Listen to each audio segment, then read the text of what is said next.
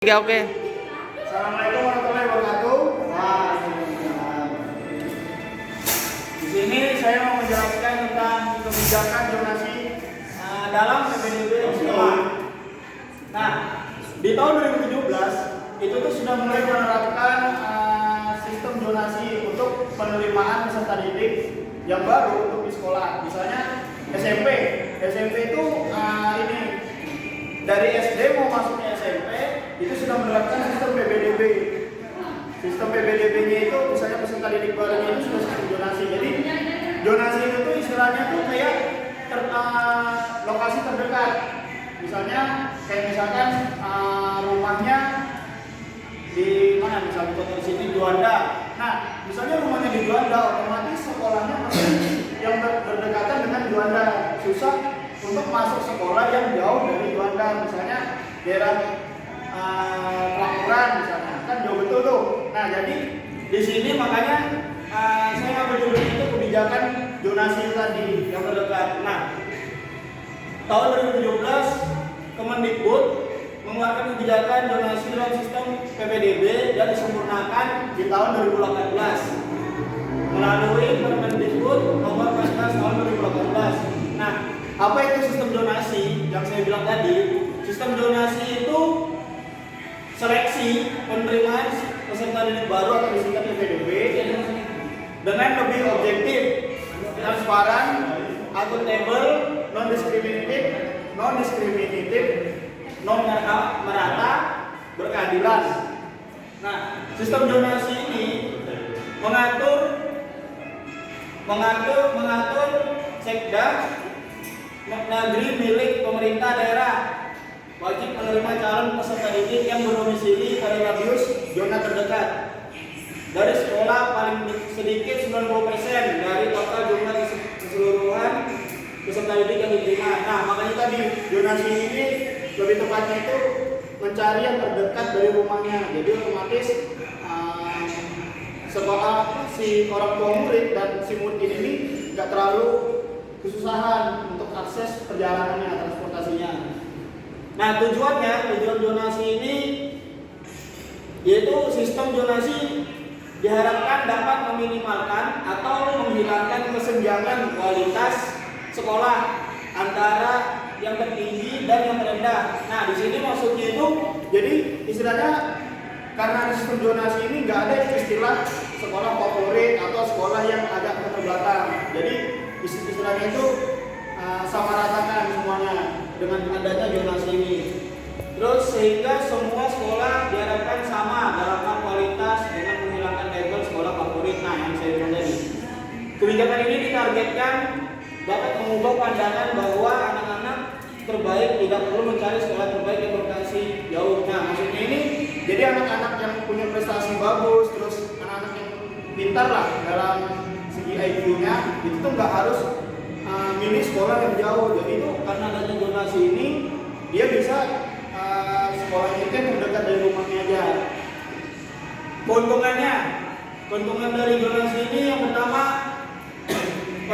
pemerataan akses dan mutu pendidikan yang berkeadilan pada setiap wilayah.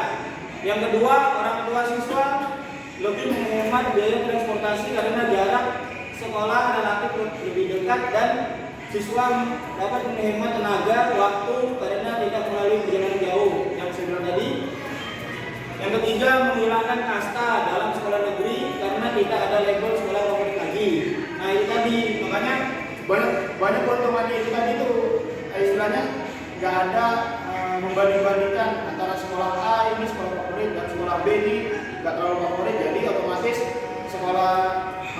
sekolah B ini nggak jadi prioritas dari orang-orang tua murid untuk masuk di situ. Jadi prioritasnya masuk di sekolah A. Nah, karena adanya zonasi ini itu sama ratakan, nggak ada istilahnya seperti itu. Lanjut ke kerugiannya. Nah, kerugian zonasi ini yang pertama ada suap, yang kedua pungutan liar, terus ketiga pemalsuan dokumen kependudukan. Nah, pemalsuan dokumen kependudukan ini nih mungkin bisa dikatakan contohnya kartu keluarga gitu. Kartu keluarganya itu tuh harusnya di daerah daerah Juanda, tapi dia memasukkan, dia membuat misalnya dia ingin sekolah di dalam SMA favorit atau sekolah yang bagus. Nah, dia memasukkan itu. Jadi mereka sengaja membuat kartu keluarga atau KTP itu tuh yang terdekat dari sekolah yang mereka pengen. Nah, itu kerugiannya. Dan itu banyak yang kecolongan. Terus yang keempat, siswa tidak semangat belajar karena zona menjadi faktor utama dalam penerimaan dan bukan nilai. Nah, kalau zaman yang sebelum ada sistem zonasi, kan kita itu dulu penerimaan itu sistem apa? Nilai NIM ya? NIM. Apa namanya? Nilai rapot kita tuh di total baru tuh apa namanya? Penerimaan itu melalui nilai kan? Nah, kalau yang di zonasi ini, nilai ini tuh istilahnya itu di nomor 2.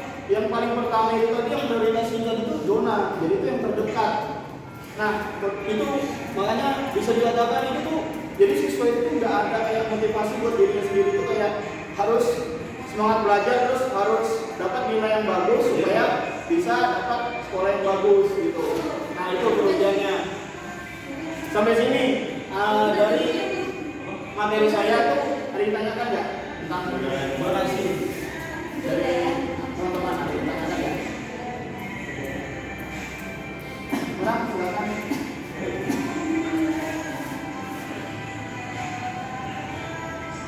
Apa perbedaannya suap sama pemutanian?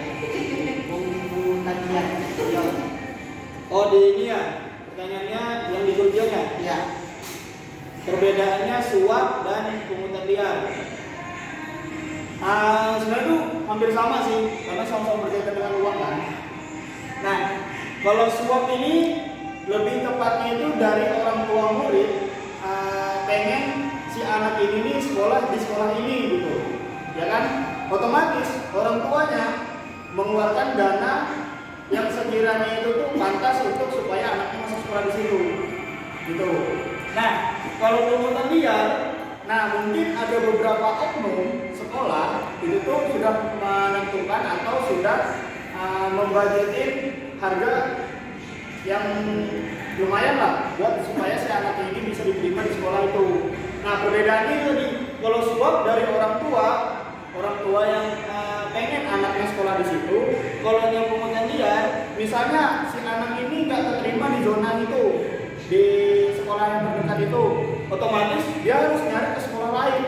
Nah, pungutan liar itu sekolah bisa mengusahakan si anak ini bisa terima di sekolah itu dengan cara membayar. Nah, itu sekolah yang menentukan, dan makanya itu pungutan liar. Cuman ini pungutan liar ini hanya beberapa oknum yang ada di berbagai sekolah. Itu perbedaannya, paham? Jadi perbedaannya itu dari kalau suap dari orang tua tertentu, kalau pungutan liar ini dari beberapa organisasi sekolah supaya anaknya bisa terima di sekolah itu. Sini ditanyakan lagi? Sudah? Sudah paham kan? Jadi sampai sini saja penjelasan dari saya. Saya akhiri ya. Wassalamualaikum warahmatullahi wabarakatuh.